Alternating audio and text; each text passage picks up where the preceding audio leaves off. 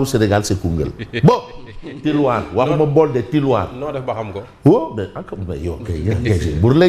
alors, tantôt vous avez soulevé un sujet. Bon, en attendant peut-être Tribune, si je ne sais pas par quelle alchimie on pourrait avoir Tribune, parce que justement Tribune essaye d'évoquer ces questions-là autour, bien entendu, non je l'ai, mais vous savez les dispositions et les disponibilités, autour justement des priorités. Des priorités, parce que la population va crescendo, hein, et aujourd'hui quand même, il faut quand même mettre les priorités en avant. J'ai bien aimé cet ancien ministre du plan. Voilà pourquoi on a un ministère du plan, de l'économie aussi. Cet ancien ministre du plan qui a qualifié le plan, hein, d'un candidat à l'époque à la présidentielle vers les coups de 2019, un candidat, il parlait de plan réaliste et réalisable. Réaliste et réalisable. Bref, bon, suivez mon regard, hein. De toutes les façons, en attendant Tribune, on va évoquer enquête. Enquête parle justement de cette question autour des effondrements de bâtiments. Et sur ce point, on sait quand même qu'il y a une personnalité, je parle du sous-préfet Djibi Diallo, qui a même été traîné en justice par des gens qui habitaient dans un bâtiment menaçant, ruine, malheureusement. Donc c'est une question aussi, il y a le volet mentalité. Ça, c'est un autre reflet. Alors, genre BTP, ça c'est enquête. Effondrement en série. Parce que quand même, ça commence à être trop.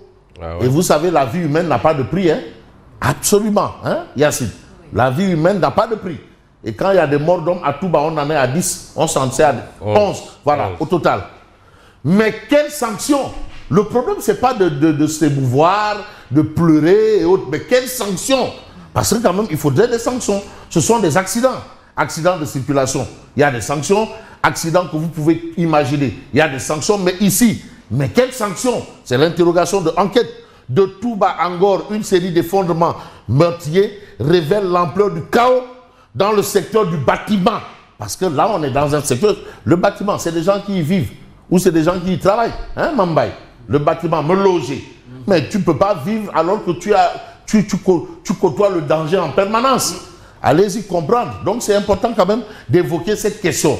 La question, c'est à propos des sanctions. Alors, de Touba à Ngor, une série d'effondrements meurtriers révèle l'ampleur du chaos dans le secteur du bâtiment.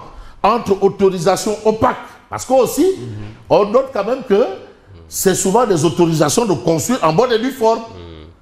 Mais il faut relever un peu la notion d'autorisation de construire. Absolument. Alors, entre autorisation opaque, béton mal dosé et absence de contrôle, mais les mêmes causes produisent les mêmes drames. Absolument. Les mêmes causes produisent les mêmes drames. C'est ce qu'on peut retenir, bien entendu, d'après enquête. Parce que finalement, c'est un...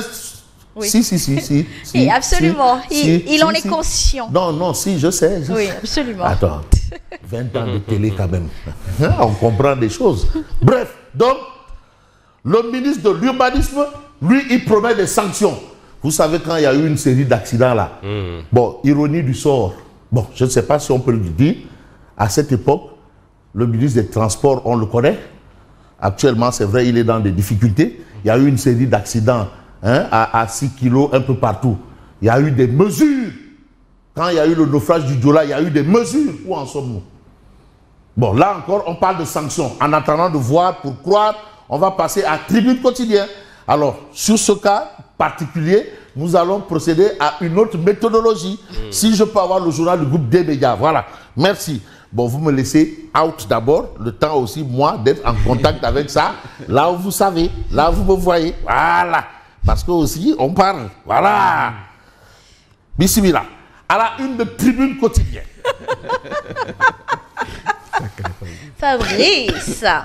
Non, c'est que... 20 ans, ce n'est pas rien. Non, tu sais. Maintenant, vous pouvez me mettre in. Il n'y a pas de problème, si vous voulez. Merci. Voilà.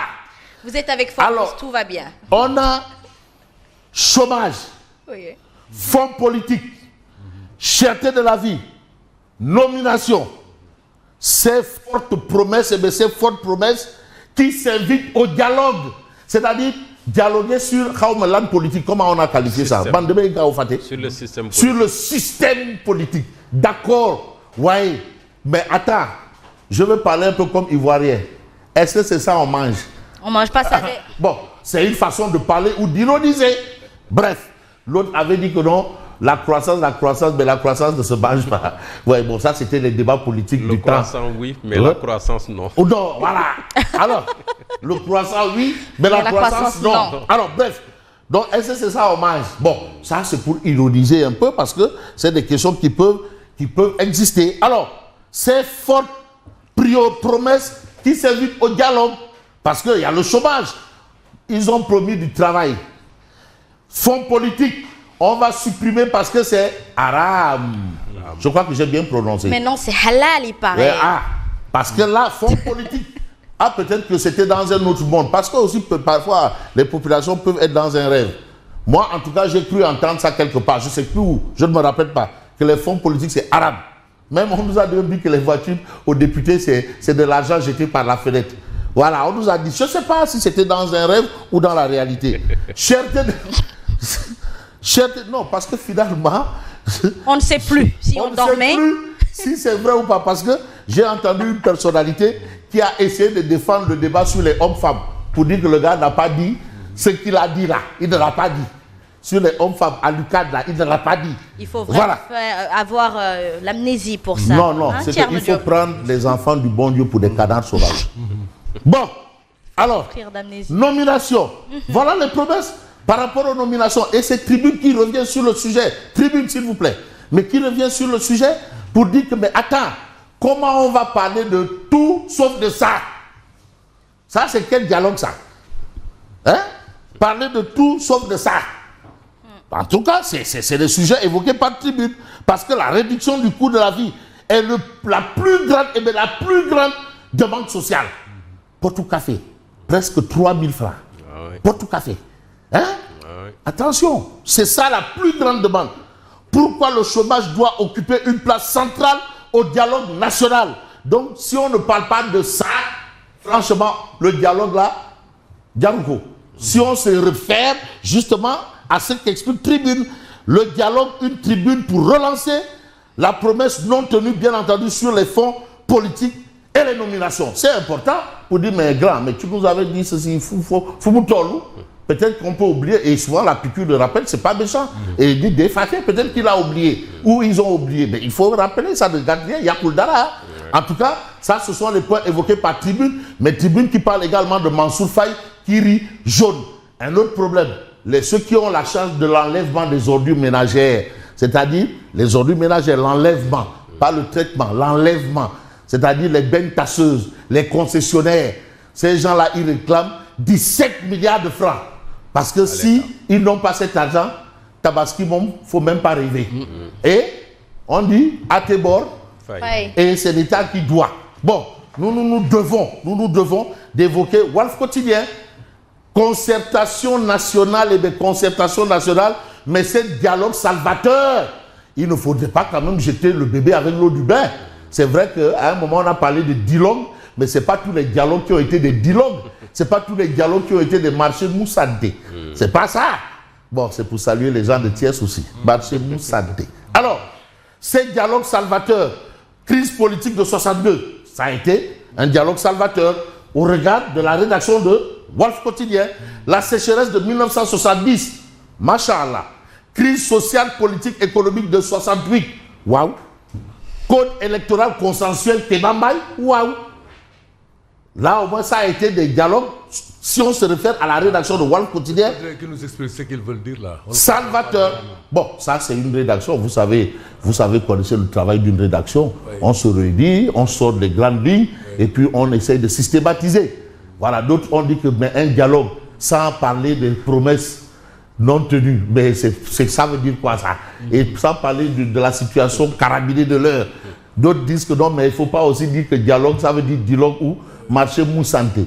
Ou bien Après 62, il a fallu vers 66 pour un dialogue. Voilà. Après 68 aussi, et tout. Il a fallu longtemps après pour qu'il y ait dialogue.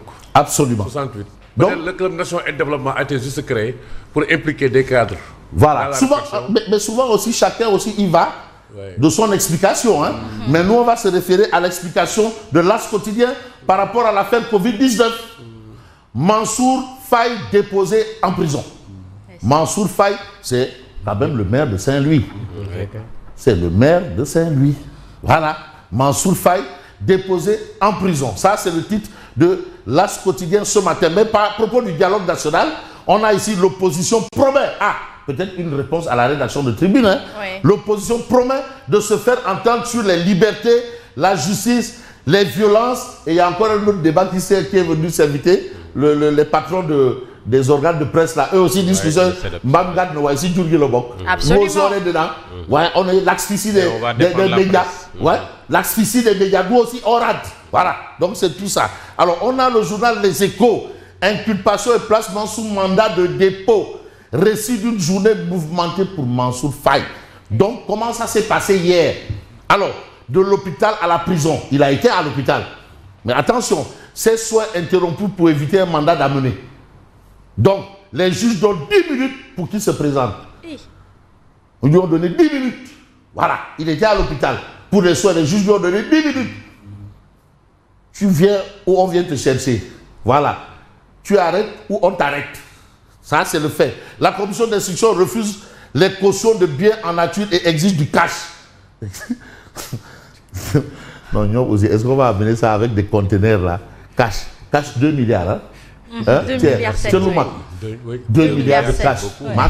Bon, mais tu sais, on a vu 2 milliards quelque part. Hein? 1000 milliards, on a, hein? 1000 milliards, on nous a annoncé. Ouais, on a pas, non, ça c'est dans le compte Pabecas de qui là? Il y a un Pabecas là. On nous a annoncé avoir vu.